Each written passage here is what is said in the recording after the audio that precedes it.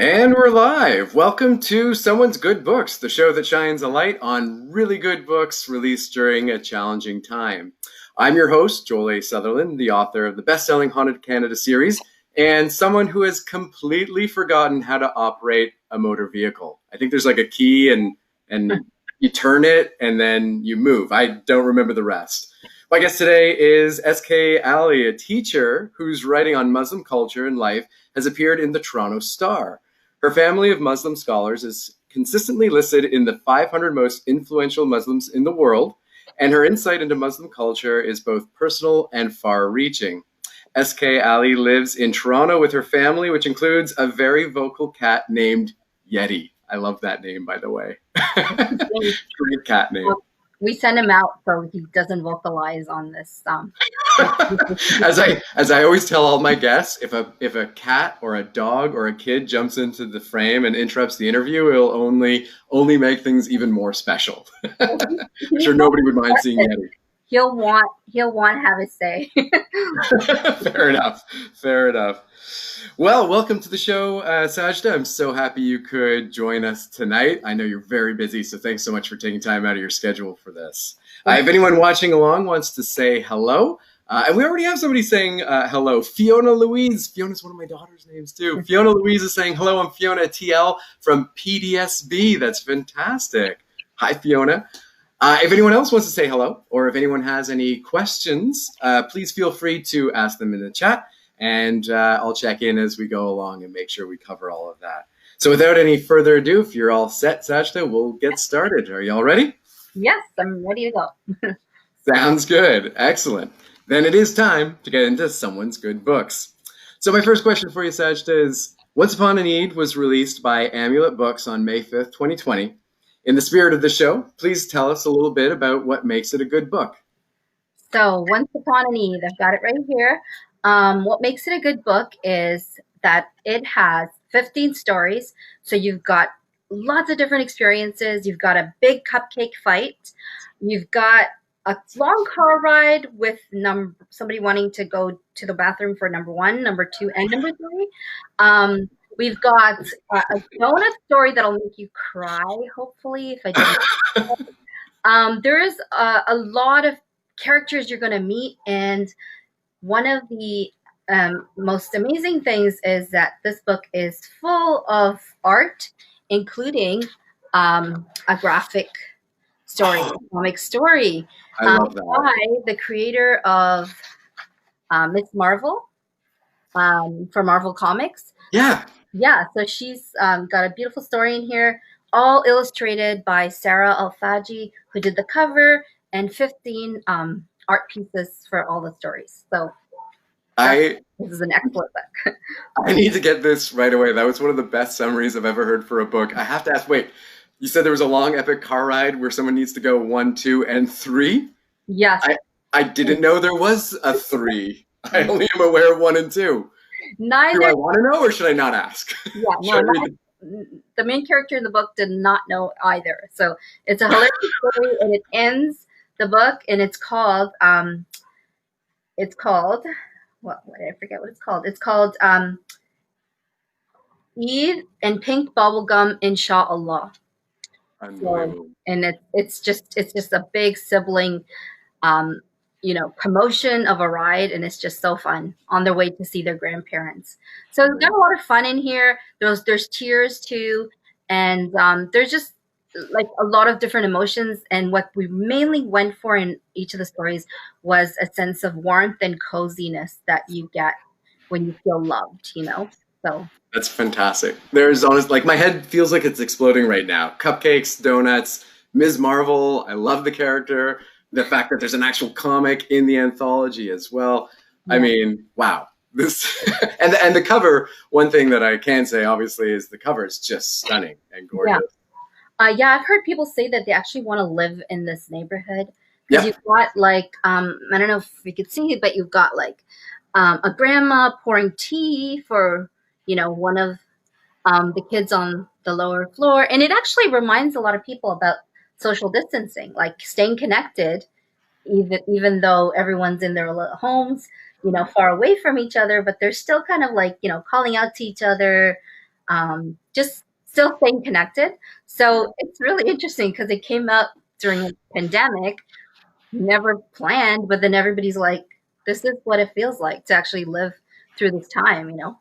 It's like it was meant to be. Yeah. Fiona has two questions. She wants to know if it's middle grade or YA, and also wants to know if the cat can read.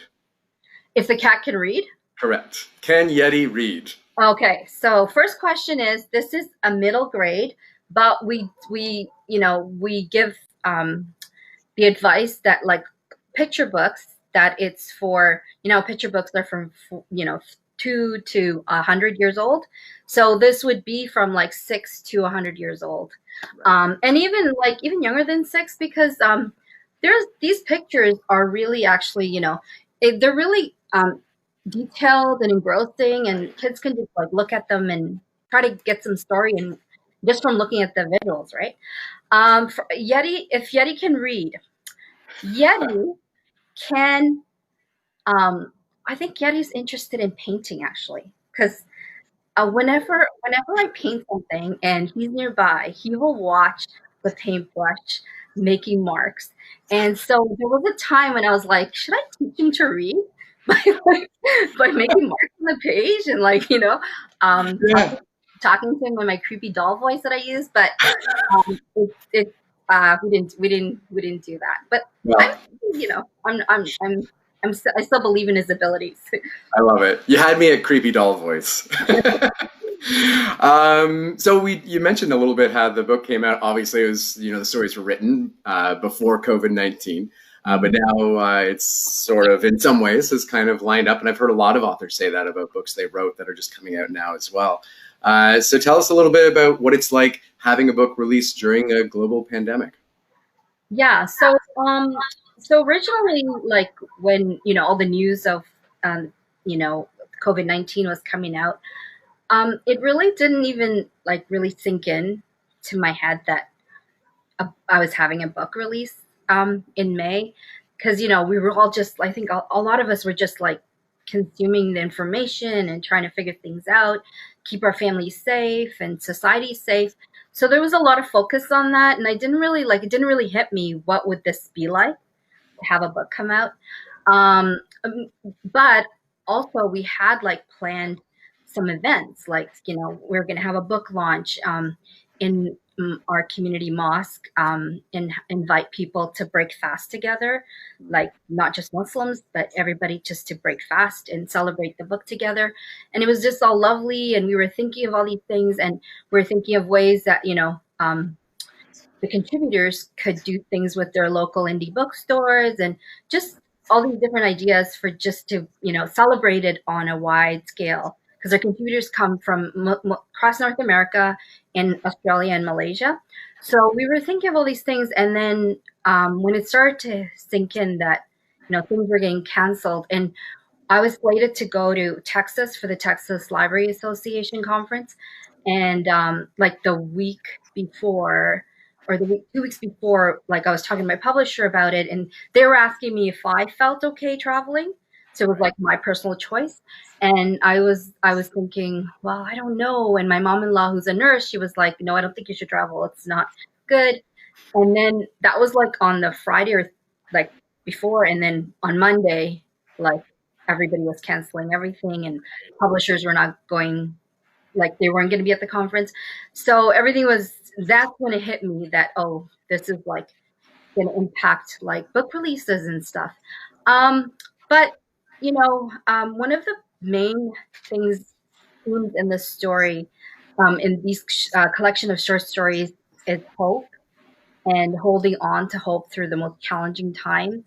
And there's, in each of the stories, there's different kinds of challenges that the main characters face. Some of them are life-altering challenges. Parents who are sick, parents going through divorce, like, and then there's little ones like a perfect cousin who outshines in the main character. And so there's these little challenges, and through the stories, um, each of them looks for the way to still find the joy, and still um, just acknowledge that there can be hope and things can change. So, and I think that for personally for me, that comes from my faith, that sense of hope.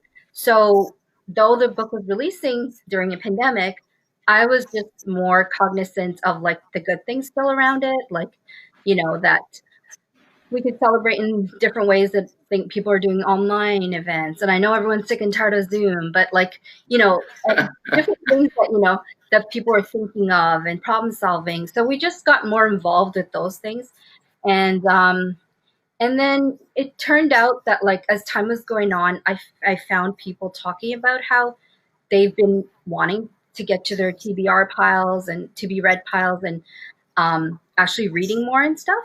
So then I was like, well, this is good. It's turning out hopeful too because now people have time, and so yeah. So it was. I think I just turned it in my head into like, let's hope for the best and do our best, put in our best effort, and then just celebrate in the ways we can. And I think that's what happened. I think a lot of people just said, okay, here's a book of hopeful, happy stories.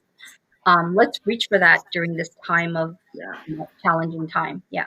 It's perfect timing for it in a way, right? I mean, it's never perfect timing for something like this, but in a way, a book that does bring so many great messages of hope to come out right now. And that's one of the things, during the whole pandemic, not related just necessarily to books publishing, but one of the things I've loved is seeing all the positive stories coming from around the world of people doing good for one another, and rising above all the negativity.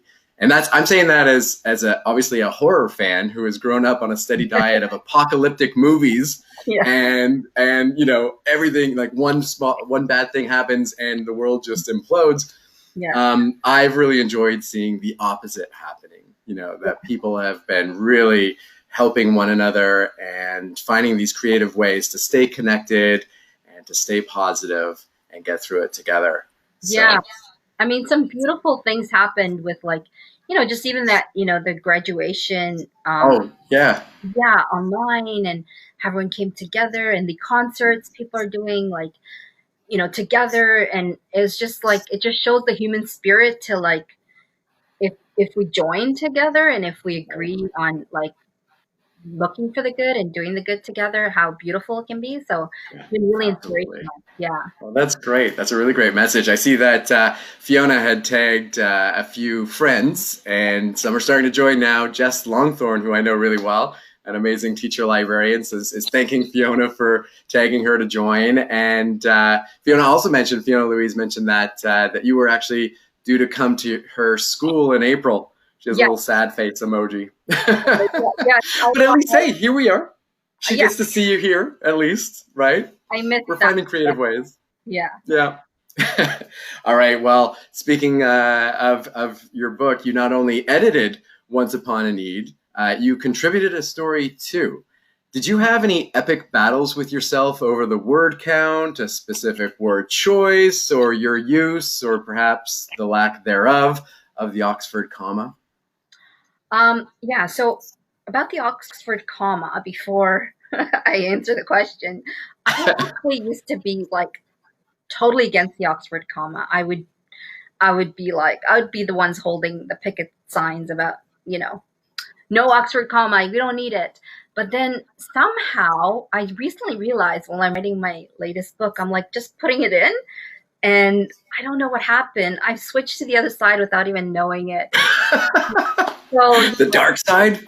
I'm wearing a Star Wars shirt. Did you switch to the dark side of the Oxford comma? I think it is the dark side, but I don't know why. I'm like, it makes more sense to have it in. And I'm like, I don't know. But in terms of like editing myself, I actually I was really, really scared because I know that like, to face your own self-scrutiny and to put out, because when we went out with this book idea, it was Aisha Saeed, who's my co-editor, wonderful co-editor and author, and she actually and I had to like put our stories out first for publishers to see what this project entailed. So I was writing it as for myself, who's going to be editing it, but I was also writing it for like publishers to see. So there was a lot of I guess, fear. And people talk about the fear of the blank page. So I had this like intense fear, but I, at the same time, I'm a big procrastinator. So I knew that myself being the editor, that I would let myself off the hook, and I'd be like, yes, you can do it. You can do it next week. You can do it. And so it was good to have Aisha as my co-editor, because like, you get me on the ball with like those kind of things. But yeah, it was a great experience, because like working with a lot of different writing styles, and just all the gifts that each of the contributors bought, and then putting on that editor's hat and looking at like what works, and how to like boost and just from like a positive point of view people's work, Right. and bring it up and stuff. It was a lot like using my educator hat. It was because Yeah. I'm an educator, right? So it was Of like, course. and a lot, as a positive educator, you always emphasize things that shine, and then just kind of like, getting it along to like where you'd like it to go. And it was really easy, I have to admit, because I think everyone kind of understood from the get-go what we were going for, and they all brought like, there was like, the themes were joy and hope, but there was an understanding that there was going to be a diversity in there. And the diversity was not just cultural backgrounds or anything. The diversity was whatever the author wanted to bring and understood of their own diversity. So what happened is that there was a lot of richness that developed and came out that we didn't really ask for, and it was just so beautiful. And it was just like the whole editing process was just such a pleasure. And sometimes I wonder, would I do it again? Would I like to do it again? Right. 'Cause it was wonderful. um but yeah, it was all around a good experience. So I had a good experience with my editor. Well, I'm glad to hear that. I'm glad to hear that. It would have been a little concerning if it had been the opposite case. All right, time for a really serious question here. Mhm. It feels like we've gone from winter to summer overnight. Do you have a preference between cold quarantine and hot quarantine? So if this question, if you asked me on a lazy day, I would say a cold quarantine, because then I'd be like, oh my gosh, I can't go out for a walk now. It's too cold. But if you ask me on a day where I'm like, I'm ready to go, I love the warm quarantine, because it's just so beautiful. We're supposed to go out and then, take our walk and stuff like that. So I've been enjoying that aspect of being outdoors, Yes. and just, yeah, that's been It good. is. It is Um, nice to finally get outside. yeah. What about for you, Joel? What's your preference? Well, I had a breakdown and turn on the AC yesterday. I try and hold Oh, out as long as possible, even though my wife and kids are all yelling and screaming at me to close the windows and turn on the AC. But I like fresh air. But here's yeah. the thing: knowing I had the show today and that I always wear a jacket, I couldn't have done this if the AC wasn't on full blast. And I have a look for the show now that I have Oh, to thanks. maintain, It's really right? professional looking. Thank you. Even with the TIE fighters and the Millennium Falcons and okay, Yeah. good, good. We do have a question, I think, from Fiona. Let's take a look. She says, with writing in general, since you're a self-described as a procrastinator, do you Mhm. have a reward system for writing? Stickers, chocolate, tea, a walk with the cat who paints. Now I'm gonna have to add that to my bio. It's Okay, cat. absolutely. Um, so like, do I have a reward system? No, it's usually a fear of like my editor. It's like thinking, oh my gosh, because I'm actually, while I'm a procrastinator, I'm also like, I've always been like a keener student. Like I don't want, my teacher, in this case, is my editor, to be upset at me, and I always want to get it in on time. So I've always gotten it, my work in on time. So it's just like that adrenaline of like, oh my gosh, this is the only time I have. But I think procrastination is like something that's part of my creative process, because I've only like maybe twice in my life not procrastinated, and both times the end product was not good. It was awful. I remember it was like the first time I learned it was in high school, when I when I had this law class, and as soon as I got the assignment, I was like, okay, this time I am not going to wait till the last minute, and I'm going to start. And I started like, the day it came into me, and I was working on it every day a little bit. I was trying to be this person, and I got a D on it.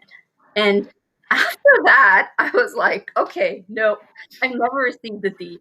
And so it's part of my thinking now that if I start something too early and I've come to realize that like procrastination, because I used to not like that part of myself, but I've come to realize procrastination is allowing your brain to actually problem solve and entangle the things that you need to do to get, your goal or your aim done. So yeah, so I don't really reward myself, but it's just like a part of my process that I know that, I rely on that procrastination almost to like do my best work, or do what I feel like I'm happy and proud of. And when I haven't done it, it's not been good. I don't think it'd be Well, you found what works. Like every writer has to find what works for them, right? Exactly, I'm always wary of writers' advice that says, you must do it this way. There's no one way that works. Everybody's got their own system. And writing too, you can call it procrastination, but you could also call it staring at a wall and daydreaming. It's about one of the only jobs where you could just be staring at the clouds and you're still at work. Yeah. Just even like I remember, so I was talking to my sister about this, like, because she was like, remember whenever you had an essay due in university, you would you'd play video games all night, and then like 2 hours before you had to leave for school, you would like work on your essay. And I'd be like, yeah, and then because she's the opposite of a procrastinator, right. So she'd be like going, you're too. She'd be putting out her hair, and like she'd be like, you're not doing it, and she'd kind of like mother me like that, and right. But then I'd always like get it in and do it, and I realize now, like when people talk about like what's happening when you're doing something like playing a video game or doing something where your mind is like not on the problem or on the topic that you need to entangle, but it's like another part of your brain is doing the work, right? So I made a mistake, and I told my kids that. So now whenever they're playing, and they're like, hey, you did that all night, and I'm like, okay, I know where they're. So how many? Yeah. So all of a sudden they're playing video games whenever they have a report due or something. Yeah. Hopefully no kids are watching right now. Hopefully only parents, and keep the secret. Yeah. All right, moving to your previous book. I have to know, is it pronounced Love from A to Z or Love from A to Z, or does your book have dual citizenship and go by Love from A to Z Ed or something like that? So this is where I admit that I'm a traitor when it comes to being an author, because when I go to things in the States, I'm always like, in the US, I'm always like, Love from A to Z, Love from A to Z, and it just like falls off my lips. And then when I'm in Canada, I'm like, Love from A to Z, Love from A to Z. And so it's a little bit like, I'm like, I hope nobody sees like the way I switch when I cross the border. But yeah, I call it both. So dual citizenship. And actually, that's interesting because Adam is actually Canadian. Right, from Ottawa, right? From Ottawa. Yes, yeah, that's my hometown. So as soon as I was reading the book, I read that. I was like, yay, Ottawa, my hometown. Yeah, and Zainab is American. So A and Z, it makes sense. I mean, the Z and the Z make sense. Sorry, Joel, I think you're frozen for me. I know, and it froze a little on my end, too. Okay. I heard that you were saying that Adam's from Ottawa, and then it froze a little bit. It's one of the joys of doing a live show. I like the connection, though, so that's why I keep doing them live, even though we have little glitches like that now and again. But I do love that the book has sort of a foot in both countries, and the title can be Z or Z, depending on where your reader is or where you are giving the talk. Yeah. That's great. All right, Saints and Misfits has received an incredible amount of award recognition and distinctions. As a pop culture junkie who grew up reading EW magazine, I think the coolest thing about this book is that it was an Entertainment Weekly top 10 YA novel for 2017. I have to know, How many lunches have you now had with Tom Hanks and Beyonce? Okay, so Joel, have you heard of non-disclosure agreements? I have, yes, yes. Oh, NDAs, I yeah. believe, So right? let's just say I had to sign. They have to protect their privacy. I get that. I get that. I haven't So even brought up a picture of the cover yet. Here we go. It's got the Morris Award finalist sticker right on the front, too. yeah, actually, I don't know even know where my Morris Award is. Yeah. Well, you might not have lunched with Tom and Beyonce, unless, of course, you just can't talk about it. But Exactly. you did write The Proudest Blue with Olympic medalist Ibtihaj Muhammad. Tell us a little bit about that. I'm fascinated by this. So Ibtihaj Muhammad, she's an Olympic medalist who was the first person in hijab to compete for Team USA in an Olympics, and he actually ended up writing a beautiful memoir, an adult for adults and for young readers, and which kind of looked at her life and how she's, an American who, though she's an American and her family background is solidly American, in whatever way you look at it, she was never perceived as one, and so some of her struggles and life journey, she captured it through her memoir. She actually wanted to do something for younger readers and a picture book, and so we connected over that, and using some of her experiences that of growing up, and which were very common to which was I found very common to what I had grown up with, because we both started to wear hijab in the 6th grade in school, and it was really interesting because when I first heard the slur that people used against her, which was tablecloth, they said, take the tablecloth off your head, and I was just kind of taken aback because the slur that was used for me was like, take the curtain off your head. And it was just like such a little simple thing of like, it was, items from home that, kids were using to taunt us. And so, those connections and just the strength of her family. And like, she reminds me a lot of like the way she stands for social justice and speaks out without fear of Muhammad Ali. She reminds me a lot of Muhammad Ali. And it was just such a great experience to like bring these ideas of like, strengthen your own skin and not carrying around the hurtful words that people say. Because I remember for myself, I carried that around a long time.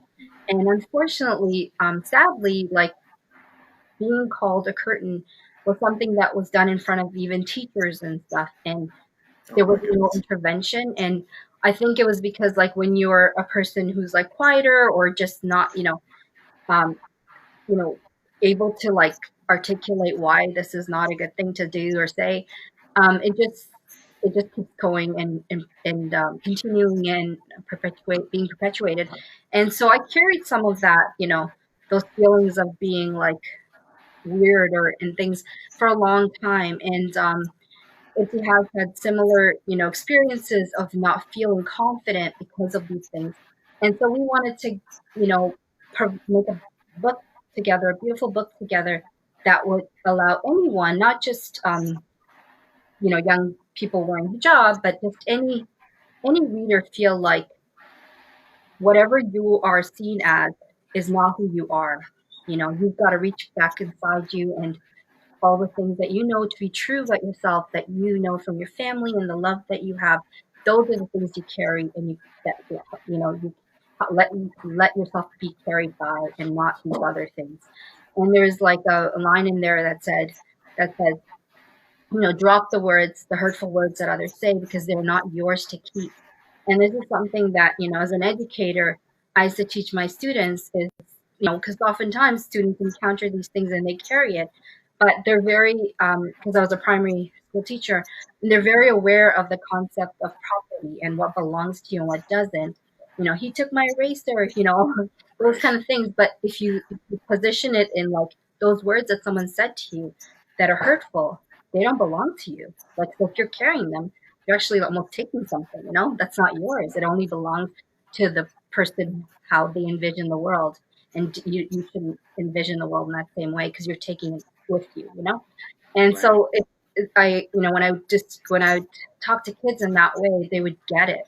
They would understand it because they understood those kind of ideals and, ethics. So that's something that we brought into the book, and it was just a great experience. And there's going to be news coming up about that, and look out for the news about it. Yeah. Oh, cool. So people should be following you on Instagram, Twitter, Yeah. checking Yeah. your website for, well, Yes. consider me very curious now. That's Yeah. amazing. That is a lovely story, a lovely message. One of my friends, Lori Stravel, she's been watching along with a lot of these shows with her daughter as well. She says the book has a wonderful message for kids. She's one of the biggest readers I know. I knew her from the library I previously worked at, and she's obviously a big fan. So she just posted that. That's really great. Thank you. That's really great. Well, that just about does it for the show. This has been a really great chat, Satya. I really appreciate that. But before I let you go, I always want to end every show by showing off my socks and my guest's socks. Because, yes, if you haven't watched yet, it's because since the beginning of lockdown, I've very rarely left my house, and I've only had to put on my shoes every so often. So my socks have kind of taken center stage. And now on this show, they can get even more of a limelight. So I'll go first, and then I'll invite you to go next. I'm going to get up and show off. Now, I know I'm wearing a Star Wars shirt today, but it's not actually Star Wars socks. Instead, I have these green beauties. They're my Slytherin socks. I was debating between Gryffindor and Slytherin. I decided I was kind of in a Slytherin mood, so that's what I went with. So I've kind of got like two of my biggest pop culture loves on at the moment. How about you? Okay, so I can't believe you're asking me to show you my socks. I know, it's a weird thing to ask people. But I've got, right on my head in front of you, I've got my Marauders map hijab on. That and is amazing. Isn't that enough? And I mean, Slytherin and the map here. This is so weird. It's so weird. Yeah. It was another thing that was meant to be. Like we were talking before about the books coming out now. It all seems to fit. That is fantastic. I love that. Before we go, I do have one more question from the chat. Fiona Louise wants to know if you have any upcoming projects that you can talk about. I know there was a short story recently from Loved from A to Z. Or Z. Oh my goodness. Now I'm saying Z. I'm Canadian. I can't say Z. Love from A to Z. Anything else you wanted to talk about at all before we go? So the sequel to Saints and Misfits, title to be announced, and date to be announced is, it seems like a lot of to be announced, but that's a good place to be for an author. It's coming out. It's the cover's all ready. I love the cover. It's really special, but I don't know when the dates for sharing is happening. But yeah, look out for that. I'm really excited about that because it's a lot of people, young readers felt like they wanted Jenna to go to a place of happiness, and at the end of Saints and Misfits, they weren't really sure, did she, get the healing and all that. So this story I'm excited about because it's set during her brother's wedding, and it's like a fun wedding kind of book with again, just like Once Upon a Need. It's like there's a lot of joy and hope in it, and I think that's something that just a lot of people have been talking about with people of color and marginalized identities, that there's these books that celebrate and are happy and fun too. And so that's my focus. I think I've shifted to that focus because, people talk about that there's a lot of POC pain books, but we're shifting now to these fun, hopeful, happy book. So that's what I can share, and then other news to be announced later. I'm excited about that. Well, that all sounds great. Thank you so much.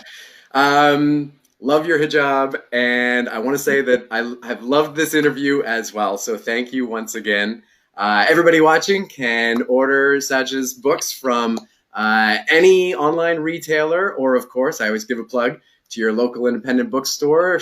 Stores are starting to reopen, but even before they get there, a lot are offering curbside pickup or delivery. So make sure to support your local bookstore and buy Saj's books. Other than that, I just want to say thanks everyone for watching. Stay home, wash your hands, and read Canadian. Thanks and good night. Thank you, Joel. Thank you.